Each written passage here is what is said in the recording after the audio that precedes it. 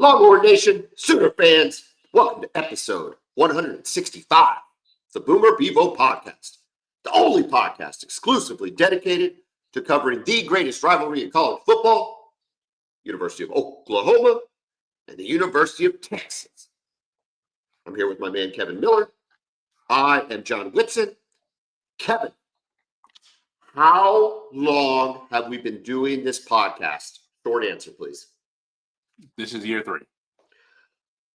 In the 3 years, Kevin, how many times have you lamented the red zone execution and play calling of your Texas Longhorns?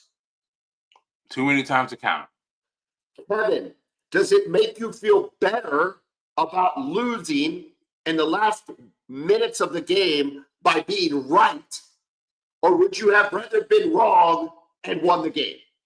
Well, I'm one of those people. I'm okay with being wrong. I'd much rather be wrong and have my team win than to be right in a loss. So you were right, Kevin. You were right. Unfortunately, Steve Sarkisian was very wrong. Let's jump right into this. 28-14. Let's jump right into the fourth down, though. Let's skip the prelude. Or not the fourth down, but the 5 plays inside. Okay, so at this point in the game, you're down 21-14. Quinn is matriculating the ball down the field. Great drive. Really, really good pickups.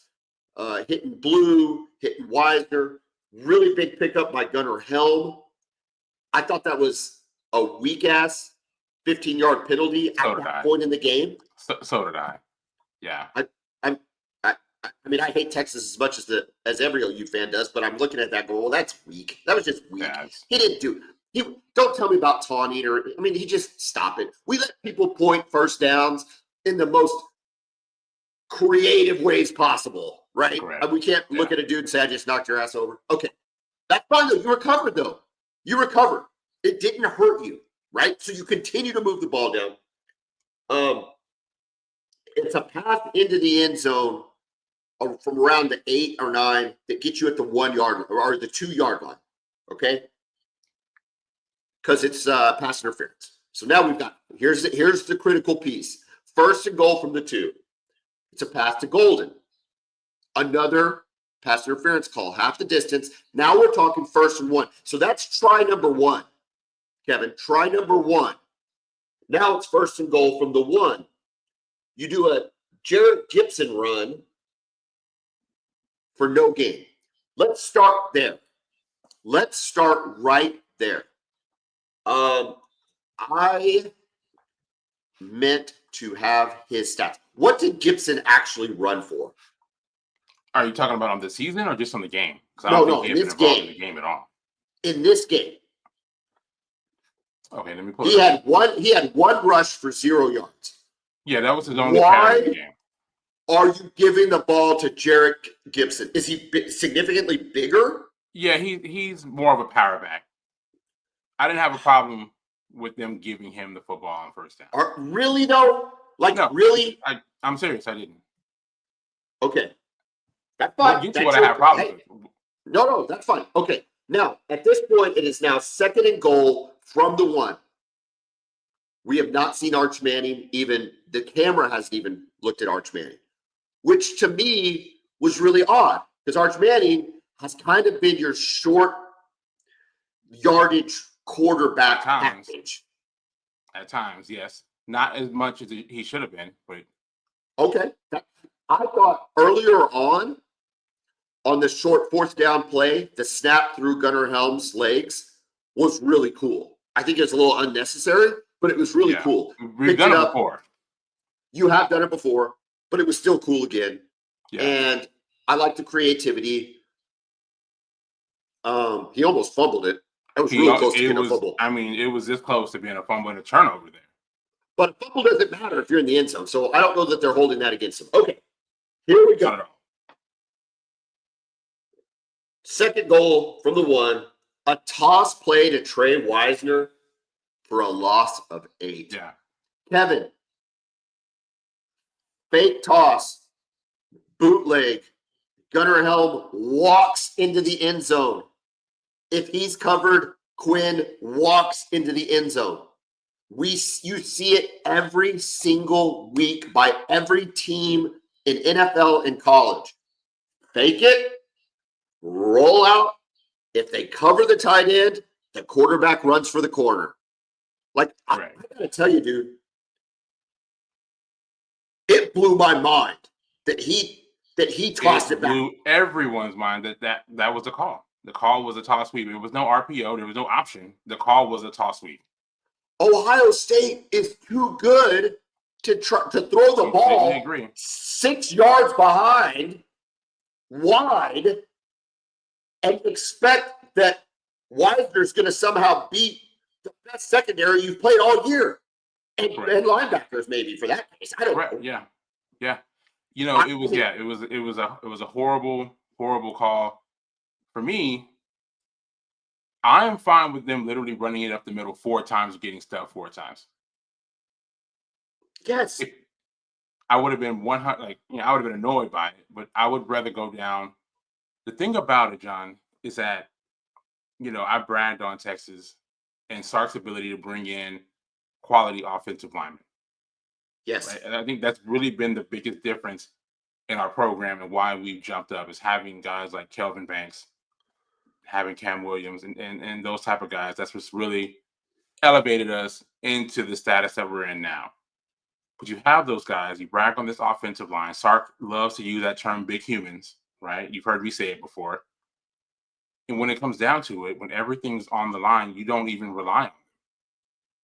You say you don't believe in these guys to get us 1 yard.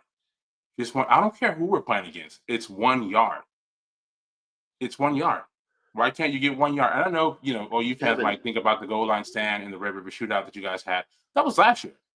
You have the same line back that's a year bigger, a year stronger, a year tougher, and you can't rely on them. I don't care how good Ohio State is, and I don't think they were that good defensively. I just don't know. I mean, if I'm a fan of the team, whoever it is, or interested in their success, I don't know why you're not tush pushing it 4 times. Like, it was a long one, right? It was a full one. Yeah, it was a full one. But God bless, man. Like, Gunnar Helm under center is not going to lose you yardage. Correct. No. And he's probably going to score. We've seen it now. The tush push has become almost automatic at every level. And Gunnar Helm is a big, strong kid. You look at like what the Ravens did last night with Mark Andrews. And it's for that 1 yard, it's almost unstoppable. Now, okay, so you got to run. Okay, the play call he went with. Here's the deal. If you're going to do something different or throw the ball, you typically want to do it on second down. That's correct. Yeah, that's the play action down typically. Yes, it's the play action down. It's the let's try to sneak one in over the top of the defense, out to one of the flanks, whatever. It would have worked. Like a fake toss and run Helm out, and then you got 2 options, dude. Quinn, get to the corner. Quinn was moving okay. Quinn, get to the corner, or just hit the easy pass to Helm.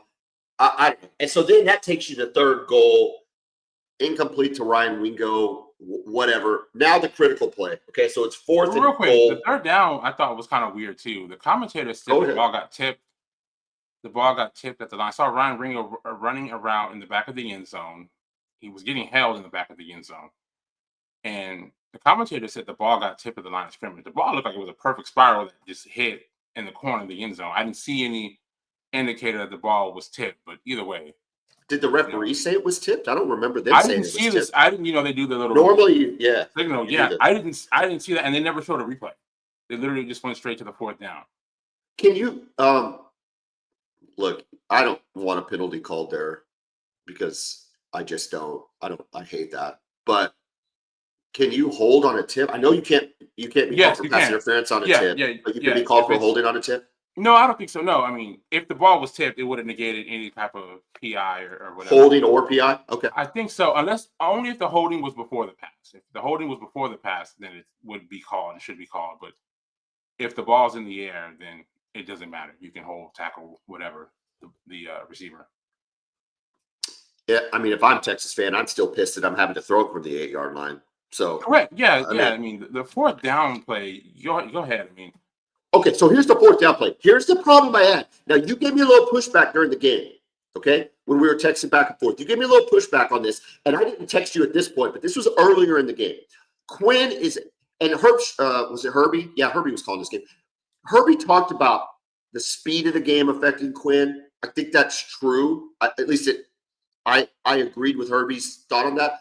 Also, my big concern with Quinn, he didn't really put the ball in a lot of danger. He had the one interception, but that was, yeah, that was you're down 2 scores whatever. chasing the game. I don't care about the interception, but for me, it was his pocket presence. Now you push back, but for me, it was like just a lack of awareness, stepping up in the pocket when there was nothing there. In the first quarter. In the first quarter, his weird. pocket awareness was really poor. No, it's very poor. Okay. Yeah, he was stepping into danger. So this takes us now to the fourth down play. This is it. This is all on the line. He's made plays before on fourth down, a la Arizona State. The guy has shown a demonstrated an ability to make a throw when he has to. Dude, you can't get sacked there, Kevin. You cannot get sacked. I don't care if your blockers just let them come in. You've got to get the ball off your hand.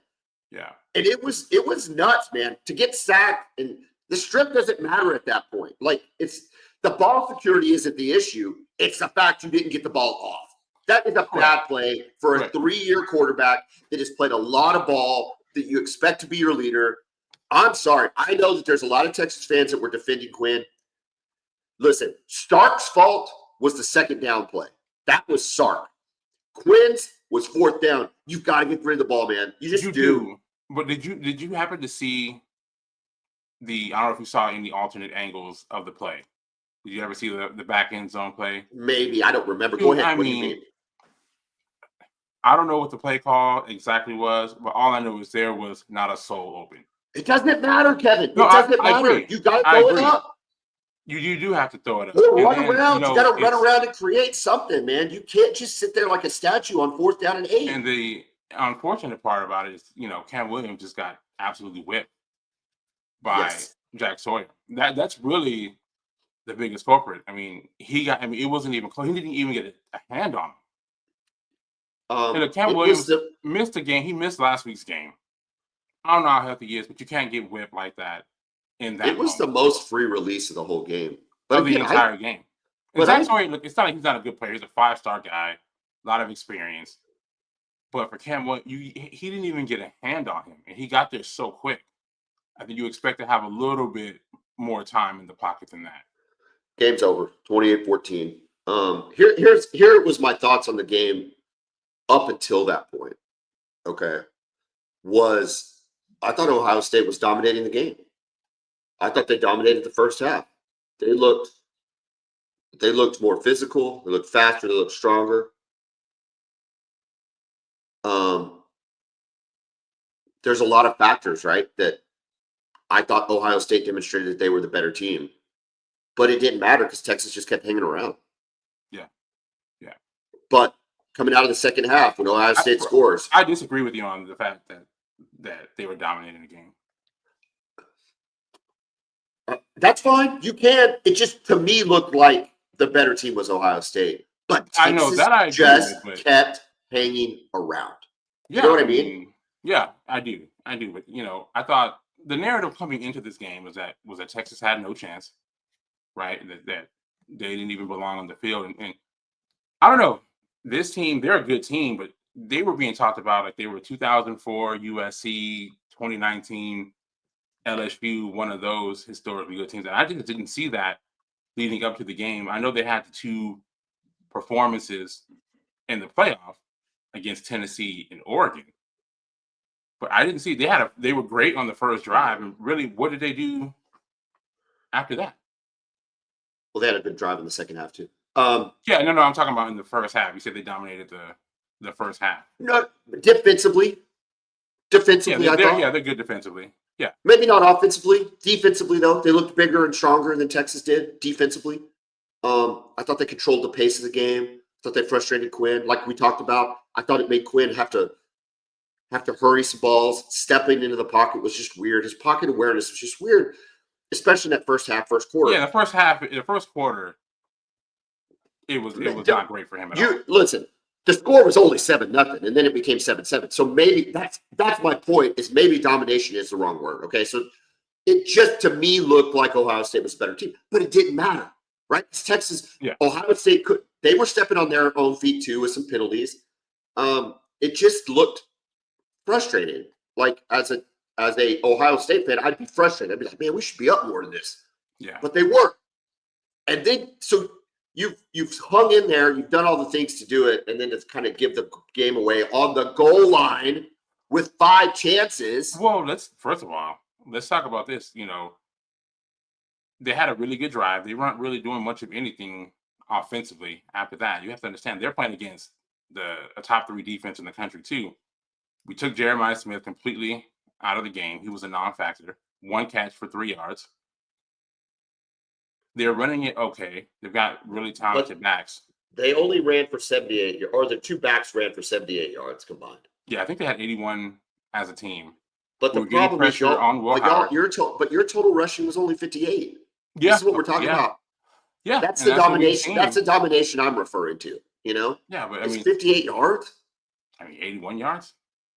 No, you're probably right. Now the other guy don't look pretty good. Who was the guy that had quite a bit of catches? Oh, Carnell Tate. Yeah. Yeah, I mean, you have 3. Here's the thing: you have 3 5-star receivers, and then you have 2 really talented running backs, and you have a good tight end. It's hard to account for everyone on one play. I thought the Texas defensive game plan was really good, and I thought the defensive effort was good enough to win the game. Well, it was, Kevin. You got to the 1 yard line. No, I said the defensive. Hold on, I said the defensive effort. No, I know. Your defensive effort was good enough to win the game. Your offense was at the 1 yard line. Correct. And it's kind of funny, right? With Sark being, offensive savant, and really this whole season it was the offense that let Texas down. If you look at their last 2 games, in the teams against Texas A&M, in the teams against Georgia, both times, it was the offense that really failed this team this year. Well, in Arizona State, y'all were in a lull after early points. Right. Yeah, I mean, if you'd have lost the game, it would have been at the feet of the offense. No field goals were attempted. Thank God for Burt Auburn. I know you'll have the other guy kicking them the point after. Yeah, Will Stone. I heard reports Friday morning that they were going to switch kickers, and it's interesting because Will Stone is actually a left-footed kicker, so we have to change the entire process. There's a new holder as well, which is why I didn't think they were going to make the switch, because not only are you changing the kicker, you have to change the holder because you're holding from the other side with a. Do you have to hold with the left? Kicker. Do you have to hold with the left hand? Yeah. Yeah, I don't know how that works. I didn't even think about it. Yeah, so thankfully, it never came down to never attempted any field goals at all. Here's the difference. You talk about the really great teams. You mentioned them there. I mean, what's happening is Will Howard, we talked about this, very competent college quarterback, good college quarterback. Might win a national championship. Might be a national champion winning college quarterback. We'll see. Yes. But that's what's holding them from being one of the great teams of all time. They don't have Joe Burrow. They don't have Joe Burrow on this team. Yeah, that's right. Yeah, Will Howard, he's fine. And again, he got loose. He got loose on that run on that fourth. Which was a really big play for them. And like I said, it's tough, right? When you're accounting for so many guys, you have to account for 3 talented receivers, 2 talented running backs, and their tight end is good. Yeah. So when you're accounting for all that, they spread you out, and it leads to kind of a one-on-one matchup. They had a lead blocker. It was just a nice play design for them. They got that big 4th down. I mean, positive takeaways. Your defense looked really good. You stayed with an Ohio State team that is really, really good, dominating. Yeah, they are really good. Whatever word you want to. I mean, they're playing in the national championship, but not getting to overtime, or not getting to a point where Ohio State maybe beat you with a last-second field goal. Correct. And here's the thing about Ohio State in that offense: if you get after them, they can get flustered. I knew Will Howard was going to throw us one. We talked about it in the preview episode. Will Howard at some point is going to throw us a pass, and we just got to catch it. He threw us a couple. We thankfully got one, and of course the offense did nothing with it. Real quick though, can we Yeah, talk go about ahead. what I think is one of the worst defensive calls I've ever seen? After you tie the game up at 7-7, and then you come out and you run a blitz on a screen pass with 20 seconds left in the first half. What the heck was that about, Bukowski? Who's been absolutely brilliant all season. I mean, this is one of the best defenses in Texas history. It's been that good. They've been top 3 in the country all year. Literally You got no a one. Chip Thorpe Award winner on the team. I mean, Correct. Yes, you have, and then Michael Tapp is second team All-American. He did not take the loss well. He did not take the loss well. No, he didn't. He should. Look. It's different when you sometimes you show up to these games. We've been there, in big games, and it's like, oh, we really didn't belong here. We got the crap kicked out of us. So you're like, that's one thing. But when you actually have a chance to win, and you know that defensively you played good enough to win the game, and you lose the game, yeah, you shouldn't handle it well. I don't want to handle losing playoffs, national semifinal games well. Back to that defensive call. I mean, it's dumb, but it's not as egregious as a halfback toss from the 1 yard line. No, I agree. But I mean, here's the thing. I mean, that's a game-changing play.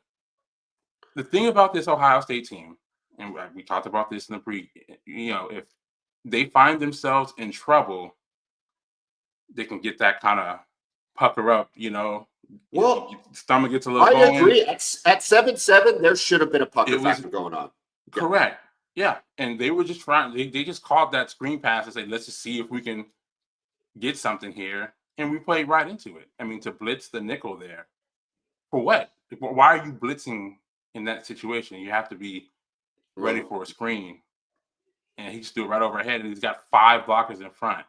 Maybe he remembers 2019 LSU, and blitzing on.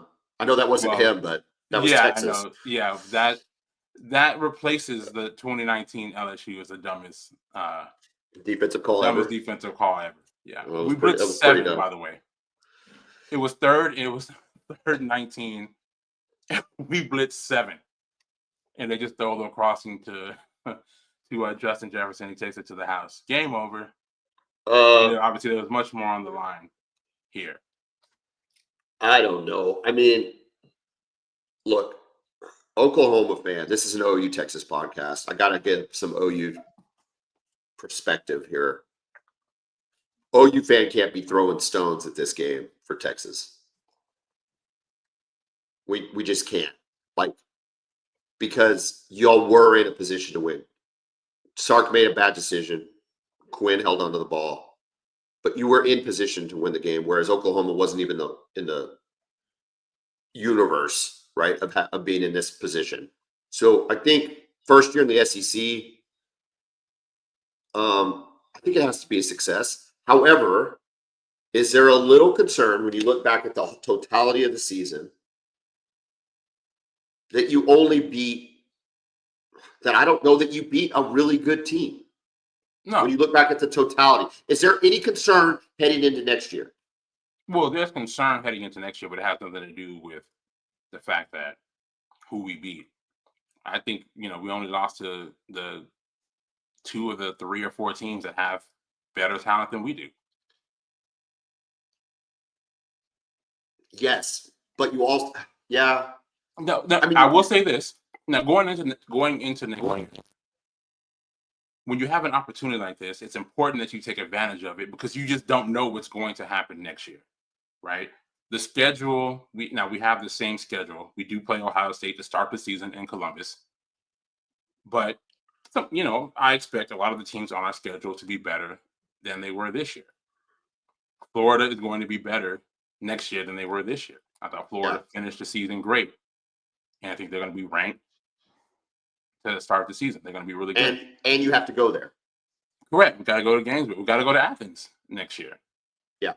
Right? So teams are going to be better. So, I'm not worried about next year, really. I just wish we would have taken more advantage of an opportunity that we had this season. Just because you just don't know what's going to happen next year. It's there in front of you. You got to make these opportunities count. List of guys going to the pros for Texas. We don't know no transfer portal news yet, right? I haven't seen Not yet. anything. Not yet. The guys have 5 days to decide after the game, so we'll know by I think Tuesday, maybe Wednesday at the latest, who, if anyone, is going. And I do expect Texas to have departures because that's just what it is. Quinn with a surprise announcement that he's declaring for the draft. That was not surprising to me at all. No, you didn't think he was going to go somewhere and try to cash in a la Carson Beck one more year? I didn't think so. No, I mean anything could happen, but I would be surprised, and I always would have been surprised if he would have done that. What's Quinn? What's the 2-part question? What's Quinn's legacy at Texas? Number one, and what's his pro prospects? What do you project for him? Give me a comparison for him in the NFL.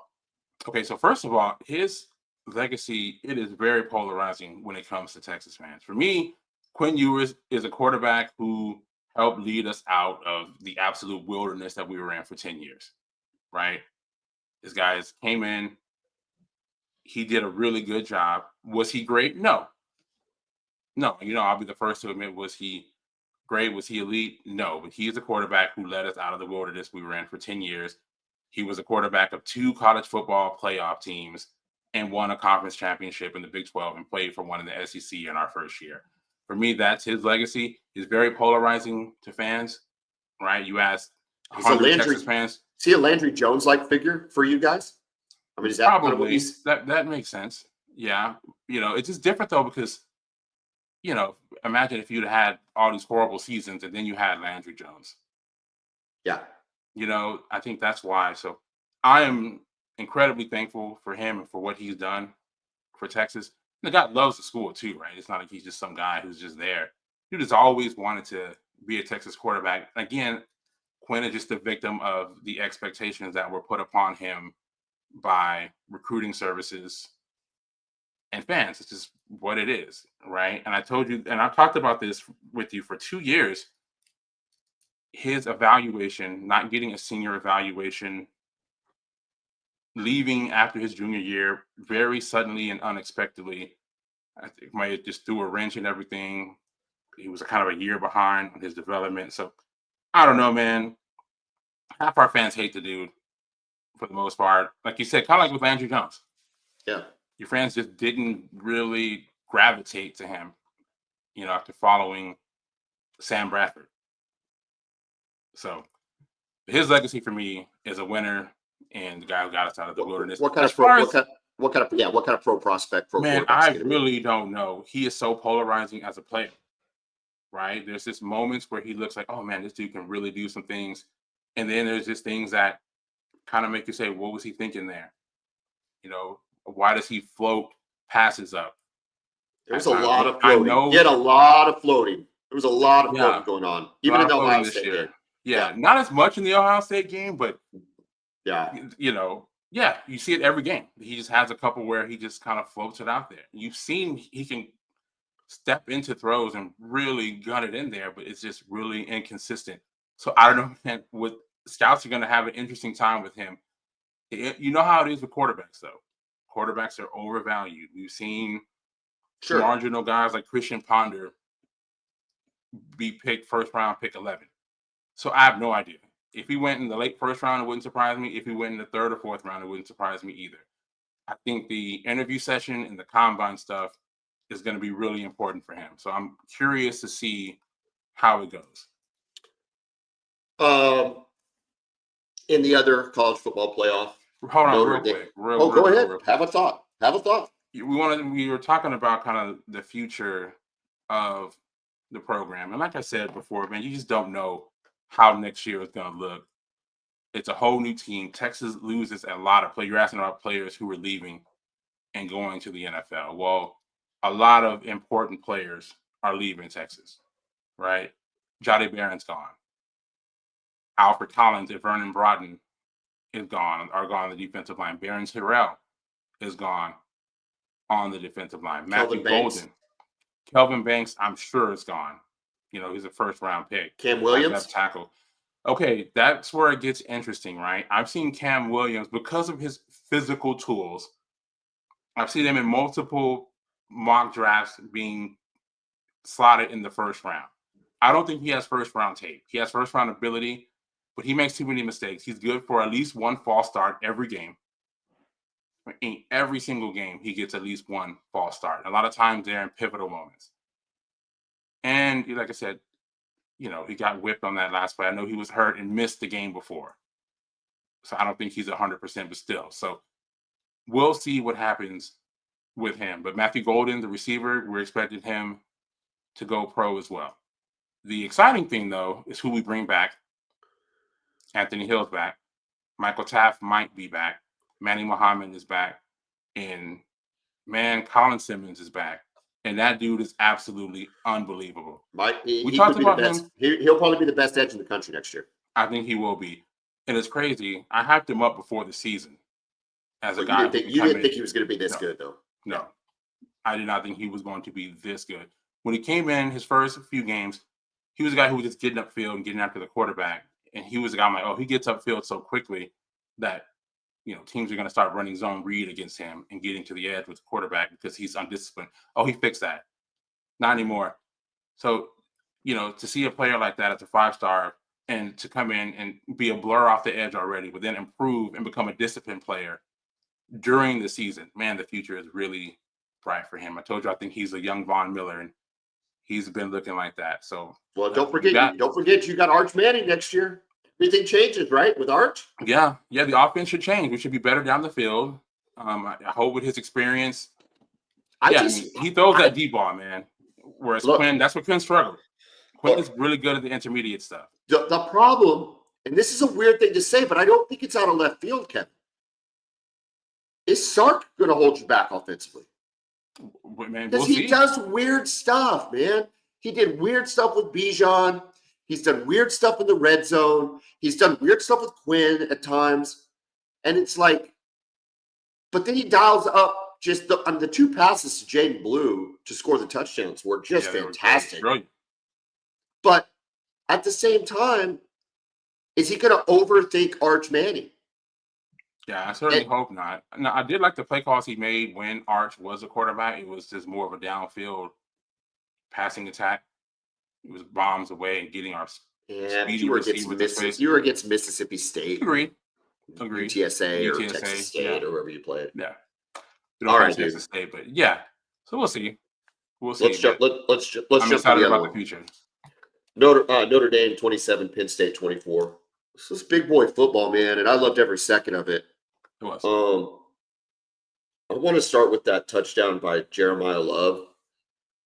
I don't think I've seen a better effort touchdown than that I can't even remember when. What that guy did to get into the end zone was injury team. Awesome. Yeah, and it was awesome. So I thought that was really cool. Let's talk about Drew Aller. You talk about the talent. Just a real quick side note, if my daughters listen to this podcast, they are in love with Drew Aller. Okay. My 12 and 13, almost 14-year-old daughter. And I think they liked his vulnerability when he was crying more than anything else. And I said, but he threw the game-ending interception. They're like, we don't care. He looks good. So anyway, there you go, Drew Aller. Admired by many. But listen, man, you can't go 12 for 23, 135 yards and expect to win a college football playoff game. No. And the biggest stat, they had no completion to a wide receiver in the entire game. Not one. How does that happen? Well, Oklahoma, if Oklahoma was any good, they probably could have managed it. But, but Penn State, they have some dudes, right? They have to. Yeah, they brought in Julian Fleming, who's a former 5-star kid. He was at Ohio State. He transferred to Penn State. Yeah, they've got talent. Not elite talent at receiver, but clearly they've got talent. Singleton and K-Ron Allen. Yeah, they're great backs, man. Those guys are pretty elite. Great running backs. I thought that they looked really, really good. Just the decision to throw the ball there.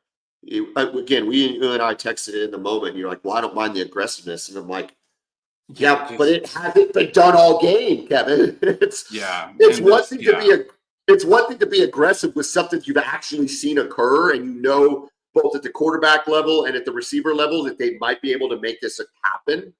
Yeah. I think, there's a bad throw, bad route, a bad decision. Bad read. That's what it was. And I think you expect to be able to trust your quarterback there to not make that decision, especially Drew Allen's a third-year guy. And he just screwed it up, man. You screwed it up. And it's so interesting because you watched the beginning of this game, and I thought Penn State was going to blow Notre Dame out. They looked so much more physical. They looked faster. Yep. I thought they were going to blow them out. And then, man, Notre Dame, though, man. Listen, Marcus Freeman is that guy, dude. He can coach some football, and he's got There's something about him, right? And then I don't know that this guy was given enough love even during the telecast. Which, by the way, we're going to talk about the telecast. McElroy was. Let's just start there. McElroy was too much, right? I mean, they're on the 40-yard line. He's talking about don't score a touchdown. It's like, dude, let's wait till we get to the 5 before we start talking about not scoring a touchdown. You're assuming that Riley Leonard is going to have a 40-yard run and decision to make. And it's like, it hasn't happened all game. Why do you think it's going to happen now? I just thought that. And he laid it on thick, Kevin. It never stopped. I mean, he just really can't score here. They're on the 40. Stop. Just stop it. Right. Anyway, he was – I don't normally dislike him, but I don't know if he was trying too hard because it was a college football playoff semifinal or something. But it was a little over the top. Okay. But I don't think the backup quarterback from Notre Dame was given enough love. Steve Angeli comes in after Riley Leonard was great. Gets put in concussion protocol. 6 for 7 for 44 yards. And just looked like he was throwing the ball so much better than Riley Leonard. I mean, you got to go back to Riley Leonard, who had a very good game. Guy. Yeah, he's your guy. He's your leader, and he had a very good game, and he did what he needed to do. But, man, talk about coming in the pinch and doing your job. Dude, he was I can't believe how accurate he was. I mean, he's hitting crossers and slants. Will he be their quarterback next year? I mean, I think if you're Notre Dame, you wouldn't be upset if he was. You're thinking about it, right? I mean, Anyway, I thought that was really good. I like the physicality of this game. Both games and all 4 teams, I talked about it before on the preview. They're the most physical teams in college football games. Yeah, it was good to see all year. And I look at it from Oklahoma's standpoint. Again, trying to give some sort of Oklahoma perspective here. And I'm disheartened. I'm just disheartened because I don't know how we can get that physical. I don't know that we can get there. Now, I hope I'm wrong. And defensively, we got Dominic Williams with another year, and Kip Lewis is a big, strong linebacker, and Robert Spears-Jennings is a nice, tough-hitting safety. And we're picking up, get our Mason and Marvin Jones Jr. And so defensively, I think we could be on the same field. But offensively, dude, we don't got any of these running backs. Even the ones that didn't run very well, for either team. Yeah. We don't have anybody that was making plays like that in the field. Yeah. Jaden Blue did not have a good game rushing, but receiving, he looked really, really good, and he was responsible for those 2 touchdowns. Yeah, and even Trey Wiseman, despite his limited talent, right? He's not, you look at Trey Wiseman, but he got the job done as well as he was physically capable of doing. I just, it frustrates me. But anyway, this sets up. CJ Baxter back next year, though. Excited about him, too. Forgot to mention that. Yeah, that's great. It sets up Notre Dame, Ohio State. We will have a preview episode on Thursday, but initial thoughts on that matchup? Well, it's going to be tough for Notre Dame. I mean, obviously they play elite defense, but you're going to have to score some points. And their offense is not as good as Texas was, and Texas only managed to score 14. Now, will they have a better plan on scoring? Now, they do have a better running game. They have 2 really good running backs, and I think, Does it help that Notre Dame played Ohio State each of the last 2 seasons? Even though they were in losses, knowing that they can go toe-to-toe, there's no real intimidation factor. Yeah, I don't think intimidation is going to be an issue here. I think once you get at this point with these teams, man, no one's scared of anybody. It's kind of like we talked about with Texas going into the Ohio State game. No one's scared of Ohio State. Notre Dame's not scared of Ohio State. That's not going to be a factor at all. I think it's just going to come down to who executes the best and can Notre Dame put up enough points, because Ohio State is going to be able to score. I want to see if Notre Dame is going to try to replicate the same game plan defensively that Texas used. Well, I mean, I don't see why not. They've got the time to do it. It's like a 10-day window. Yeah, can you bracket Jeremiah Smith like Texas was able to? I think the playoff lasted too long, Kevin. I think that's all. My only complaint is 17 games. or this would be their 16th game because neither of them played for a conference. Well, I'm talking about it's a long time. More about duration though, like elapsed time. I think there's a couple things before we turned on the recording. We made some offhanded comments about. I think they got to get rid of the conference championship games and let that be round one. And even if nobody probably would want this, but you could almost do the top four. I don't know, but let that be round one and have 16 teams in the playoff. Like, there's no reason not to. We've seen that there is no advantage to having a bye. Not this year. It certainly was not. And maybe it's even a disadvantage because you go so long without playing. So I think that there's a possibility that I don't know that they'll make that change. The conferences do not want to get rid of their conference championship games. No, it's a money grab. Which is unfortunate because I think you really just get rid of those. I think it's unnecessary. You've got Ohio State playing Notre Dame. They didn't even play in conference championship games. Texas didn't win their conference championship. Penn State didn't win theirs. It was an additional game, and you're just not sure why. So that's my first thing. And then secondly, just the amount of time. Like, we don't need the longer breaks, in between. I would have loved to have finished this up this weekend with the national championship game. Because 10 more days, it's like, oh my gosh. Yeah. So I don't know. They probably won't do it, but I know they're going to say that this thing has been an overwhelming success. Just how fun it's been, and the ratings have been just absurd. Those two semifinal games together might have been the best two semifinal games together that we've had. Correct. They were both. They were compelling. Found it down to the last minute. Hard hitting, talented teams. Yeah. You don't have any on those teams, especially the Texas Ohio State. I mean, it's just Caleb Downs, man. I mean, what a player that guy is. Yeah, and how about that? How about their safety? Jeez, what's the safety's name? Caleb Downs. Is that Downs? Is Downs the one that came up and made the play on the toss? Yeah. I think he blew it. That's another stupid reason for that call. Yeah, exactly. You're not going to block that guy? They came out in a interesting formation. They had 5 up front, and you had Caleb Downs kind of playing as almost like a middle linebacker there. And I don't know, man. He saw that thing coming as soon as that ball was out. I mean, he just shot through the gap. Yeah, he's like they were trying to pull Kelvin Banks to take out the safety, and it was supposed to leave a gap there. And Caleb Downs got to the gap so fast, Wisner busted it outside, and there was nowhere to go. Yeah. He just blew the whole play up. It was a stupid play, Sark. I hope you're listening.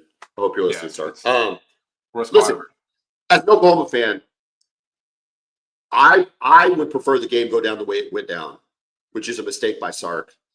And I wouldn't have wanted Ohio State to just – I definitely wasn't going for Texas, and I didn't want Ohio State to have like some amazing play to win the game.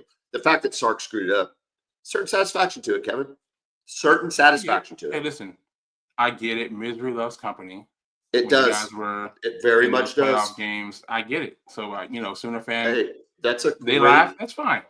Let me tell you what's called a transition in the podcasting world is when you say something like misery loves company, and then you go talk about SEC basketball. Because guess what? We suck. And when I say we, I'm referring to the collective Oklahoma and Texas. Look, we've talked a lot about Texas. Let's just talk a little Oklahoma basketball. They lost to A&M. I said in the last one that they had to win the game. Kevin, they were up 18 points in the second half. 18 points at home. 18 points in the second half at home. Then they lost 80-78 to A&M. You can't do it. You can't do it. I don't care what A&M was ranked. It doesn't matter. You were in the top 10 too, or whatever you were when you played them. Yeah. Like, stop. They did. They lost it. This guy, I was at the Jimmy Austin golf course, and I don't know the kid's name. Young guy. I call him a kid because I'm old. He's a young guy. They work at the pro shop. This was yesterday. I wasn't playing golf yesterday in the snow, but I was there. My daughter had a training or whatever. He said a great line. He said, Porter Moser cannot coach a team to double zeros. And I don't know if he heard that from somewhere before or if he made it up on his own, But that's exactly right. That is the most astute description of Porter Moser's coaching career at the University of Oklahoma, is he can't get us across the finish line. And on a macro level, so the micro level's the individual game, a la A&M and Georgia last night when we were very much in that game. But then on a macro level, when you look at the season, to just start gangbusters 3 years in a row. This is the 4th year in a row where they've been really, really good in the non-con. Beat good teams in the non-con. Beat good teams. That's the frustrating part. And then to get into conference play and just lay an egg and be in the games and lay an egg. That's what's so frustrating. It's like, win the game. Look, here's the deal. If you beat A&M, the Georgia loss might not be that bad because it's a road game. And road games are going to be hard to win in any conference. Big 12, SEC, it doesn't matter. Road games are hard to win, okay? But you could not afford to lose it once you lost the A&M game. Yeah, especially it's Georgia, you know. Well, they're 3-0 in the SEC. Okay. Look, I'm not defending No. Georgia. I mean, you could be right. I don't know anything about their leading scorer, Asia Newell. That's another thing is the big deficit for Oklahoma is it's been a problem for him his entire tenure. Is just getting talented bigs.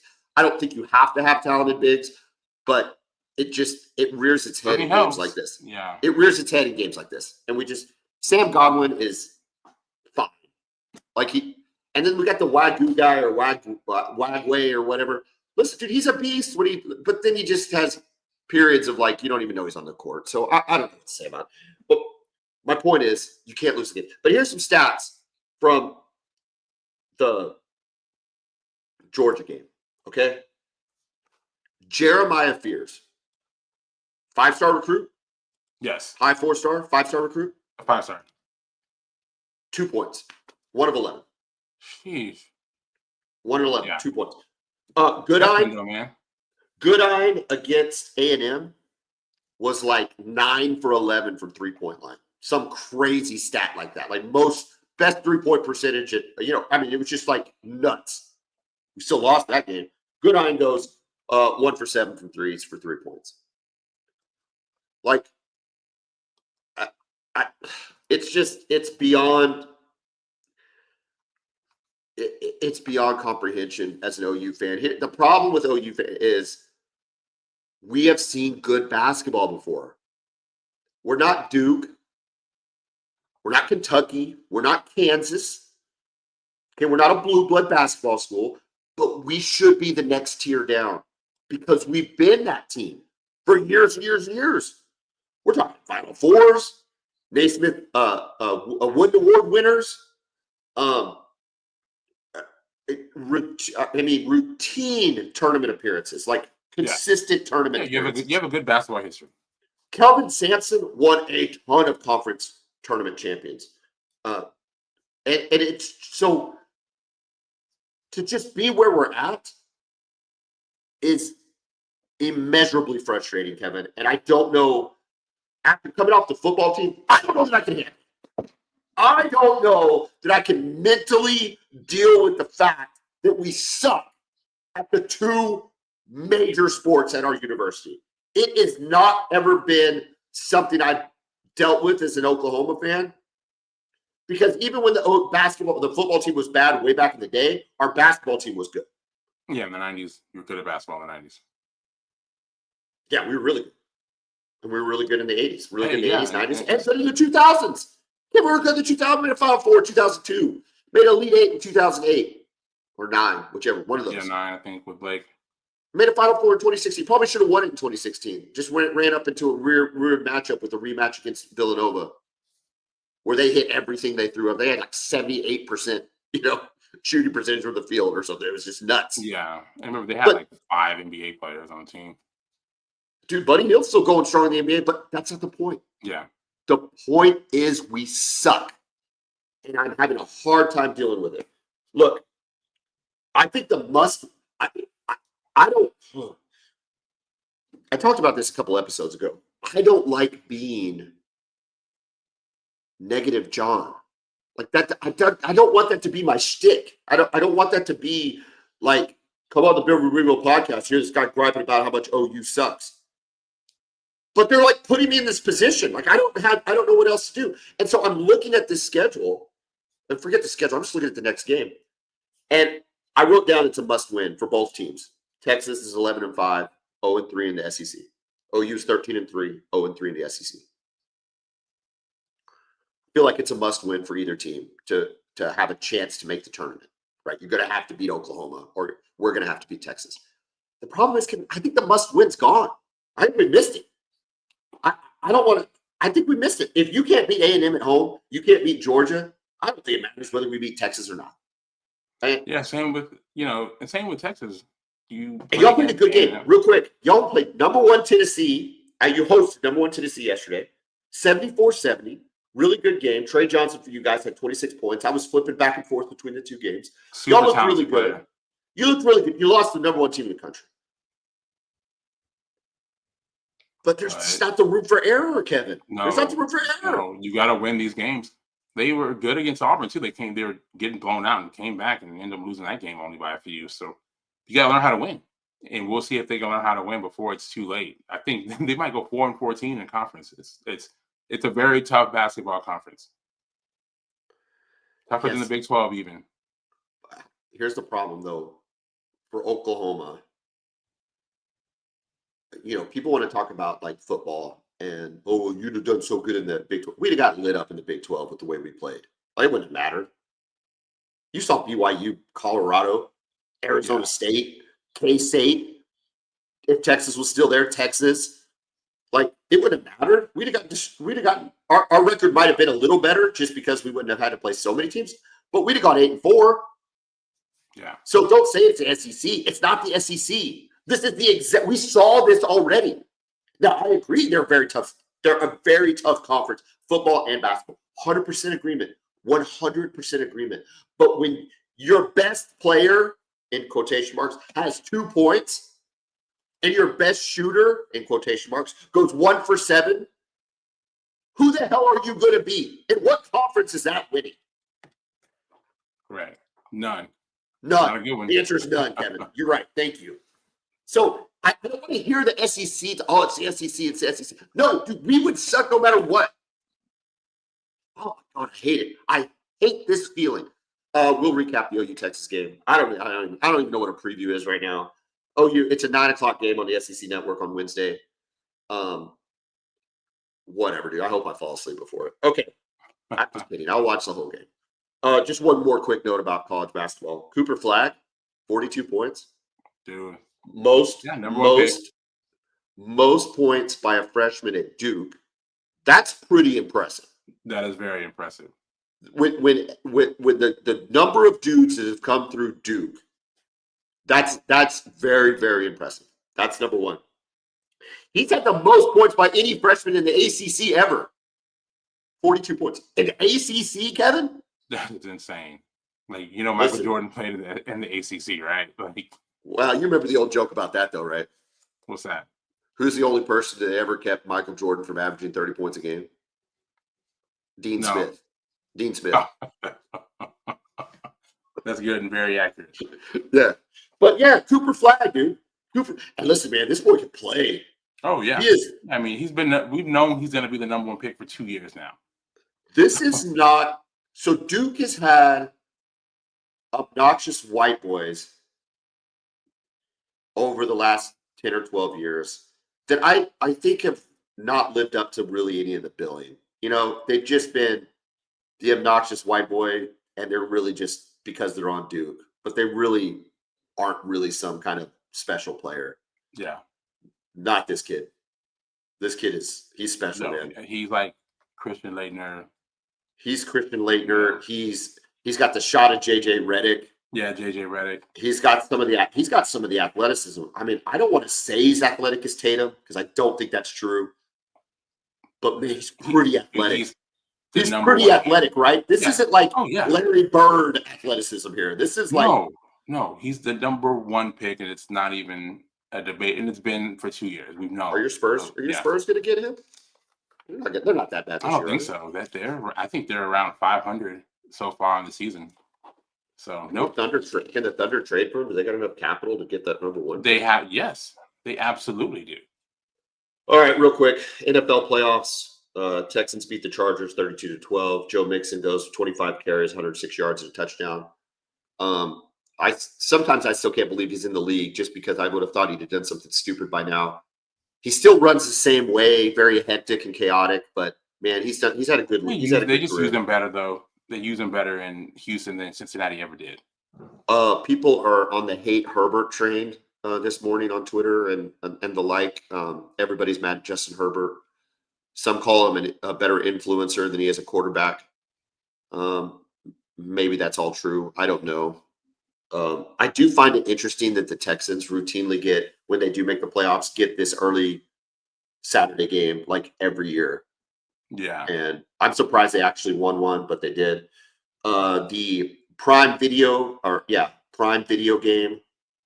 That sounds like a video game. The Prime Video playoff game featured the Ravens and the Steelers, 28-14 Ravens. First of all, side note, I'm going to say it every time. I hate it when I have to stream it because I end up not watching it because I don't like sitting through commercials. Yeah. And I know that's why they do it. Able to flip to another game. It's hard not being able to flip to other stuff and other games and other whatever. So I just get frustrated by it. But it didn't take a lot to see that the Ravens can absolutely run the football. Did you see the one drive where they went 13 of 13 running the ball? Yeah. And between Derrick Henry and then Lamar Jackson keeping it on the zone read. It's unbelievable. It's unstoppable, man. Derrick Henry is running the ball as good as he's running in his career. And he's been in the league for 10 years. Yeah, him and Lamar Jackson have been just an incredible match. Those two guys don't know. Together. I would compare him to Adrian Peterson, maybe, I guess, in terms of being able to still be that good that long in the league. Yeah. My God, dude. 186 yards against the Steelers in a playoff game? Yeah. It's crazy, man. It's probably already kicked off at the time that we're recording this, but the Broncos play at Buffalo. The Packers play at the Eagles. Commanders at the Bucks tonight. That is Baker Mayfield's opportunity. They've already played and I think lost to the Commanders once this year. Is that right? So. Uh-huh. I think that's a pretty cool matchup. I think that's a good matchup for the Buccaneers. Should be fun. Should be a lot of fun too. Yeah, Jane Daniels clearly the rookie of the year. Yeah, he's always worth the price of admission, man. So Mike Evans out there. But I would love. He had a great season, by the way. You know, I hate Baker Mayfield, but he had a really good season, man. Dude, listen, I would love for him to win another playoff game. He won't do it because he's kind of grown up a little bit, but I can't wait to troll Cleveland if they win another one. I mean, Deshaun Watson hurt again. Like, stop. He tore his Achilles again. Man. What, getting a massage? Like, what are we doing? Like, knows, I don't even want to hear about it. It's the worst contract in the history of the NFL. By the stupidest franchise in the history of the NFL. It's nothing surprising about it at all. They want the adult in the room. They wanted an adult in the room. And all Baker's they bring done in that guy. All Baker's done is won 2 divisions. And I don't care that it's the NFC South. Listen. Brady became the greatest of all time in the AFC North, which wasn't any good. I mean, our AFC East, which wasn't any good. I don't care. All these divisions suck in certain years. That's right. And he just happened to be taking advantage. I love it. And then Vikings, a very good NFL quarterback, 4,500 yards passing this year. Yeah, he's a little high on his interception numbers, but 16 this year. Yeah, that's okay. Vikings and Rams. This game's being played in Glendale, Arizona, at the Arizona Cardinals Stadium. Apparently, Arizona's gone out of their way to support the Rams, having to transfer this game, practice facilities, locker room facilities, travel. So shout out to the Cardinals for doing what was the right thing to do. And, you kind of want to pull for the Rams a little bit. I do anyway. I think it's would be a cool story for LA if they could have some moment. I like those kind of stories. I like those kind of stories. Yeah, I like those kind of stories. What's going on out there is it's unbelievable, devastating. It's unbelievable, Kevin. It's I don't even know how to describe. It is people's homes. It is people's homes. That's the number one thing. And then the second thing is people's businesses, both which would be incredibly traumatic to me and my family. It'd be awful. But there's like there's like other things that are maybe not equally as traumatic, but they're still are going to create issues. Okay, so Alice's sister, right? And I think you've met Laura before. Alice's sister Laura is in Pasadena. Gorgeous home. Home's okay. Home's okay. They did have to evacuate for 3 or 4 days, but the home's okay. But she gets back, and one of the reasons she picked this home about 5 years ago was behind the home is hills and mountains and trees and neighbors. Yeah, and she's able to walk and hike and do all the things right out of her backyard. Just idyllic, right? It's idyllic. And so, yes, her home is safe, and her and her family are safe, and I'm sure that trumps everything. But she's lost like all of that. All that other stuff, yeah. Within like what was right out her bedroom window is burnt down. How trees burned down. It will be unsafe to walk through that for years to come. And it's like I feel so. What do you say? You're like, well, at least you got your house. Well, yeah, you got your house, but yeah, it's a part of you. I'm a golfer. And my God, if my golf course ever burned down or, God forbid, people are like, well, you can play golf anywhere. I can, but that's my golf course. Exactly. That's what I did. That was like part of my identity. So many people in different ways. Obviously, the loss of life is paramount, and loss of homes and business and all that. But yeah, it's just so there's nothing good coming from any of this. No, it sucks, dude. So thoughts and prayers. I'm going to pull for the Rams. The Chargers, they couldn't hold up their end of the bargain. I don't think anybody really thought that was possible anyway. I think Stafford has a much better chance than Herbert ever had. All right, dude. Hey, Texas, I think you got to say successful year, right? Let's just put a bow on this episode. Absolutely. I mean, the semifinals and a 12-team playoff. And making it to the SEC championship game. I don't think you can be too upset about that situation.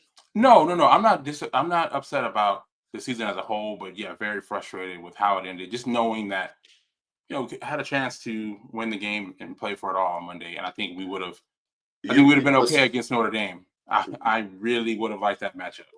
You put it in perspective yesterday when we were texting about what time we were going to do the show, and you said that the toss play reminded you of the end around for Oklahoma versus Georgia in 2018 Rose Bowl. And when you said that, it pierced my soul, right? Because that was such a stupid play, followed up by kicking the field goal instead of going for it on 4th and 1. Kevin, that loss stayed with me. It still stays with me. I mean, I can recount almost every play, but I could not literally sleep for 4 months after that. Like, I would wake up and just think about overtime against Georgia. Yeah, and like we talked about, and it would have been easier for you to say, "Oh, so well, it's fine. We'll just be back next year," which you did get back. But that was a great opportunity. If you beat Georgia, you had a really good shot at beating Alabama. Alabama thought they were going to lose to Oklahoma. Alabama, much like what you're saying, Alabama wishes they were playing Georgia. They were rooting for Georgia. I guarantee they were rooting for Georgia. Yeah. They wanted to play Georgia. Right. Anyway, Kevin, have a great afternoon. Enjoy the pro football games. Enjoy the basketball game on Wednesday to the extent that anybody can enjoy college basketball right now. But maybe this is the week. And we'll talk on Thursday. We'll recap OU Texas. We will talk the college football playoff, and we'll get us ready for the weekend that will be in the NFL. Kevin, have a great rest of your afternoon. Boomer! Welcome.